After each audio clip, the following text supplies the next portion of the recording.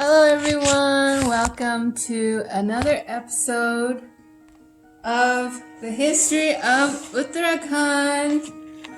And today we will be talking about British Garhwal. In 1814, the British managed to capture Kumaon, and then Almora becomes the district operation place, and later on Garhwal becomes more of the center for British administration.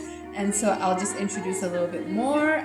Srinagar of Uttarakhand, not of Jammu and Kashmir, has been the capital of Garhwal since the 1350s, and that stopped when the British came. And in 1815, the British also established Tehsil town in Pauri. So it's interesting to think about like these terms. They were from other parts of India, and then they became introduced to Uttarakhand through the British. So like, what is India, right? Like, it's just so an amalgamation of things, so much so.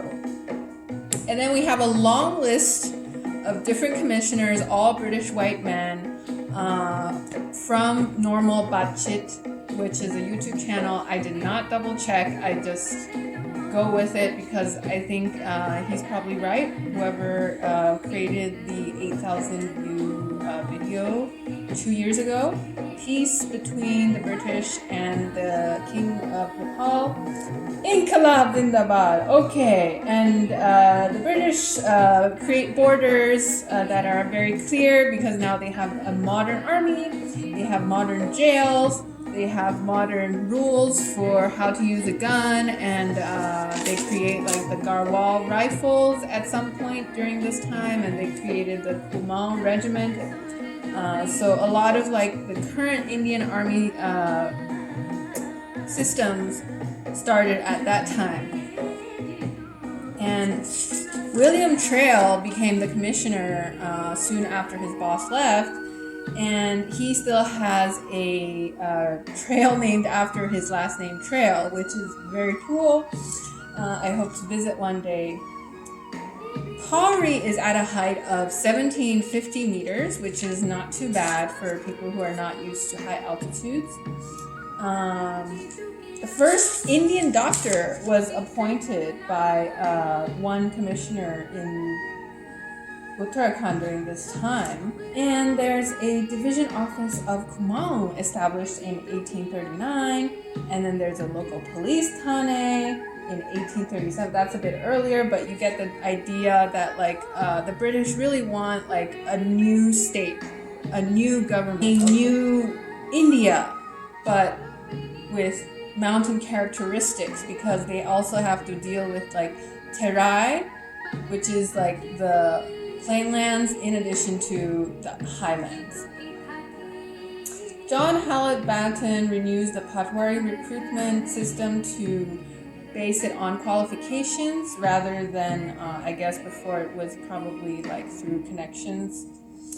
And during this time, Nainital also becomes developed as a British center for people to visit and to administer Uttarakhand. Different schools are established, such as the Mission School, Sherwood College, Stoneleigh School, which was later renamed Birla School. Birla is a huge business family. And also, 1884, a Wellesley College. So as you know, in the US, there's a Wellesley College, and then so like which one's older, who knows which one's better?